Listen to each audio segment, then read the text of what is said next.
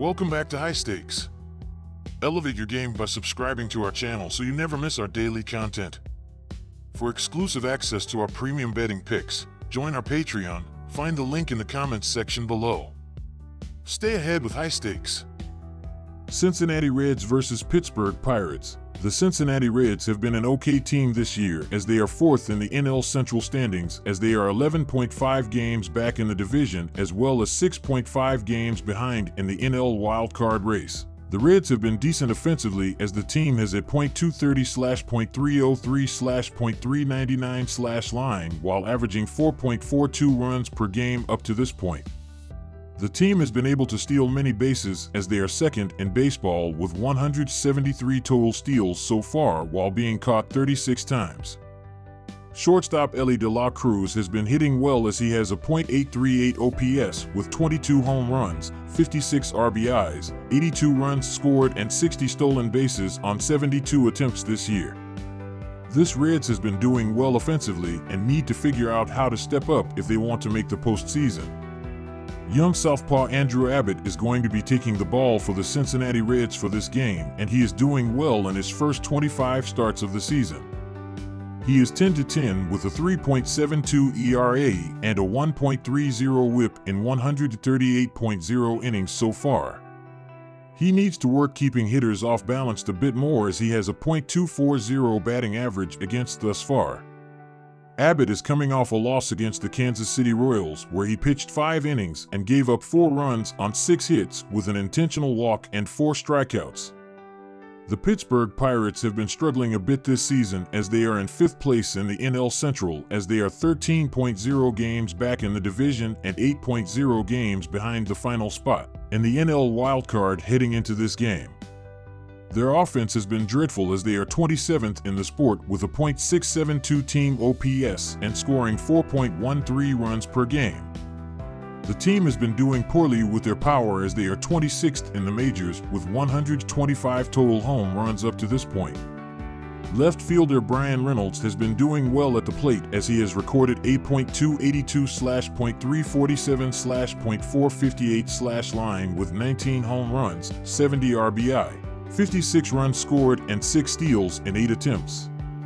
The Pirates need to figure out how to win games if they want to be competitive in the NL wildcard race.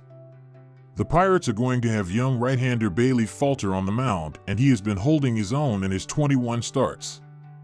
He is 6-7 with a 4.02 ERA and a 1.25 WHIP in 107.1 innings of work.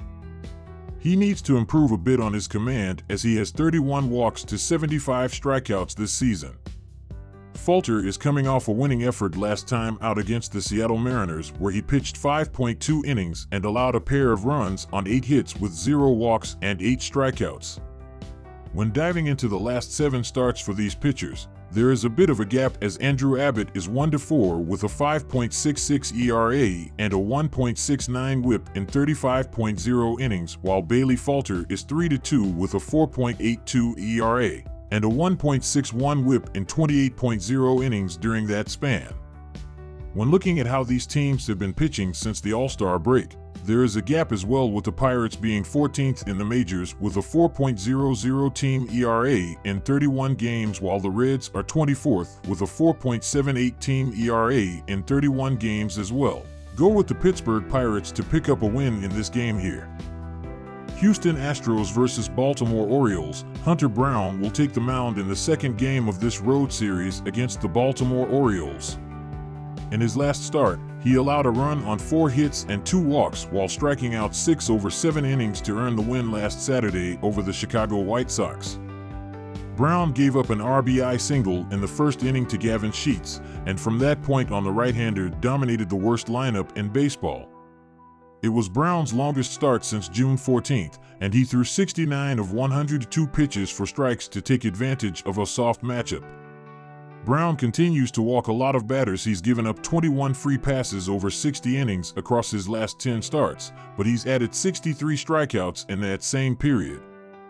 Overall, he has a 3.82 ERA, 1.34 WHIP, and 145:50 KBB through 134.1 innings over 25 appearances, 24 starts this season. Brown has a tough matchup against the Orioles, and the walks are a concern against a dangerous lineup. Heading into the first game of this series, Houston has a 5-game lead on the Seattle Mariners for first place in the AL West. Albert Suarez will take the hill in Game 2 of this series with the Astros. Last week, he pitched 6 scoreless innings to earn the win against Boston, allowing 7 hits and 0 walks while striking out 6. Suarez was solid on Sunday, scattering 7 hits, all singles, to gather his 4th quality start of the season. Suarez has been dominant since taking over Grayson Rodriguez's spot in the rotation on August 6th, throwing 17.2 scoreless innings in 3 starts. According to Yahoo.com, he threw the fastball 60 times in 99 pitches. They swung at it 29 times and missed it in 11 of those swings. They also put 10 fastballs in play, and just one was hit harder than 95 miles per hour. This was Suarez's second straight, where he completed 6 innings, and something seemed to have clicked in his return to the rotation. The 34-year-old holds a 3.18 ERA, 1.29 WHIP, and 78.33 BB in 96.1 innings, 17 starts, this season. Heading into the first game of this series, the Orioles are neck and neck with the New York Yankees for first place in the American League East. Albert Suarez has been dominant since taking over for Grayson Rodriguez in the Orioles' rotation. Last week, he pitched 6 scoreless innings to earn the win against Boston, allowing 7 hits and 0 walks while striking out 6. The 34-year-old holds a 3.18 ERA, 1.29 WHIP, and 78.33 BB in 96.1 innings, 17 starts, this season. Houston is on a roll, but I trust Suarez to deliver another quality start at home. Hunter Brown has been good as well, but he is walking way too many batters. He has 21 walks over his last 60 frames spanning 10 starts. Baltimore will take advantage of that and come out with a win. Take the Orioles on the money line. The Orioles and Astros are in first place in their respective divisions, and the clubs will clash in this weekend's series. Pitching has been Houston's calling card during their resurgence back atop the American League West. Heading into the second game of this series, opposing teams are hitting .230 against Astros pitching, the second lowest mark in MLB. Hunter Brown has been issuing far too many free passes, but I still expect this game to go under the projected mark. The total has gone under in 5 of Baltimore's last 7 games. Take the under. Colorado Rockies versus New York Yankees. New York has been playing good baseball as of late, and this is a good spot to take the Yankees -1.5 here. Although Rodon has struggled at times this season, the Rockies' offense is not one of the best, but even if they score a couple of runs, New York will be able to hit Freeland hard.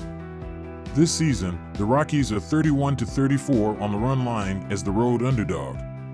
Take the Yankees -1.5 runs.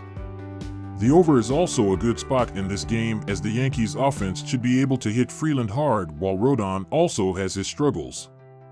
This season, Colorado is 62-61-4 in hitting the over while on the road are 34-28-3.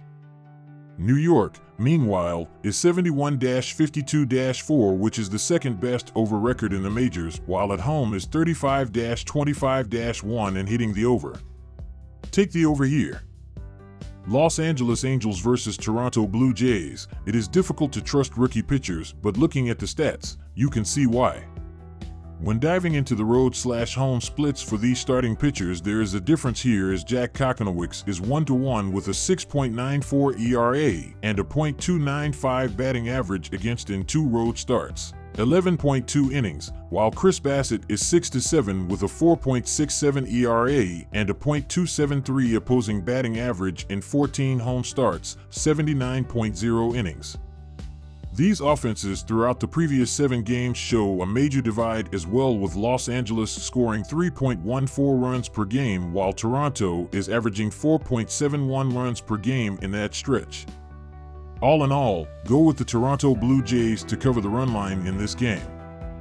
When diving into the last handful of stars for both pitchers, they are getting shelled as Jack Kokonowicz is 1-3 with a 6.53 ERA and a 1.65 WHIP in 20.2 innings, 4 starts, while Chris Bassett is 2-5 with a 6.87 ERA and a 1.50 WHIP in 36.2 innings, 7 starts.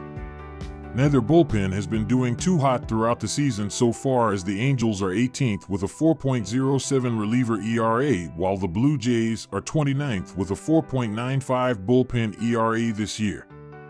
Go with over 8.5 runs in this game as the better bet here.